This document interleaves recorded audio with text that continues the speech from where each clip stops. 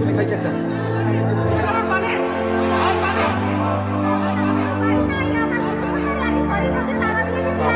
জানো? কোথায়?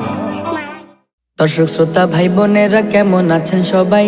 চলেন সুরে সুরে একটা মজার গল্প শোনাই। 24 সালের জুলাই মাসটা মনে আছে নাকি? আগস্ট মাসের 5 তারিখে আফায় দিল ফাঁকি। আন্দোলন শুরু হয়েছিল কোটার সংস্কার নিয়া, সেই আন্দোলন সমাপ্ত হয় পদত্যাগে গিয়া। ছাত্র ছাত্রী নামলো পথে চাইয়া অধিকার, শেখ হাসিনা তাদের বানাই দিল রাজাকার। সেই খবরে গরম হইল দেশের পরিস্থিতি, সবাই মিল্লা টান দিল ধৈরা তাহার গদি। টানের চোটে আপার গদি গেল গা ছুটিয়া, জান লইয়া বাসলো আপা ইন্ডিয়া পলাইয়া। ওরে আজকের দিনে হাসু আপায় গেছে গো বলাইয়া, ওরে আজকের দিনে হাসু আপায় গেছে গো বলাইয়া।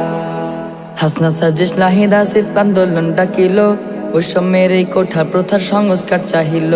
শেখ হাসিনার এই আন্দোলন পছন্দ হইল না, যেমন সোজা আঙ্গুলে সহজে ঘি উঠে না। শুরু করলো নির্বিচারে হামলা গোলাগুলি, সেই গলিতে অকালে কত প্রাণ গেল চলি। আবু সাইদ, মীর মুগ্ধ, ফাইয়াজ, রাফি, ওয়াসিম মেধার তরে অকাতরে জীবন করলো বিলীন। এমন আরো কত শত ঝরে গেল ফুল, অধিকার চাওয়াটাই যে ছিল তাদের ভুল। ওরে সেই কাহিনী ভাই পড়লে মনে কলিজা যায় ফাটিয়া, ওরে তাদের কথা ভাই পড়লে মনে কলিজা যায় ফাটিয়া। এক পর্যায়ে আন্দোলনের মোড় গেল ঘুরিয়া, পদত্যাগ চাইল সবাই স্লোগান তুলিয়া। আন্দোলনটা রূপ নিল গণ অভ্যুত্থানে, সব জেলারই মানুষ ছুটল গণভবন পানে।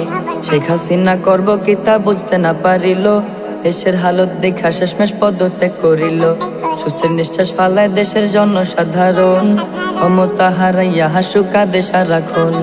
বড় বড় ভাষণ মারে ইন্ডিয়াতে বসে, এই কাহিনী দেখে সবাই মুখ চাপিয়া হাসে। জ্বালাইয়া জ্বালাইয়া দেশটা করিল ছারখার, তারপরও কয় অপরাধটা কি ছিল আমার। শাপলা গণহত্যার কথা কেউ তো ভোলে নাই, সেম কাহিনী ঘটলো আবার 24 জুলাই।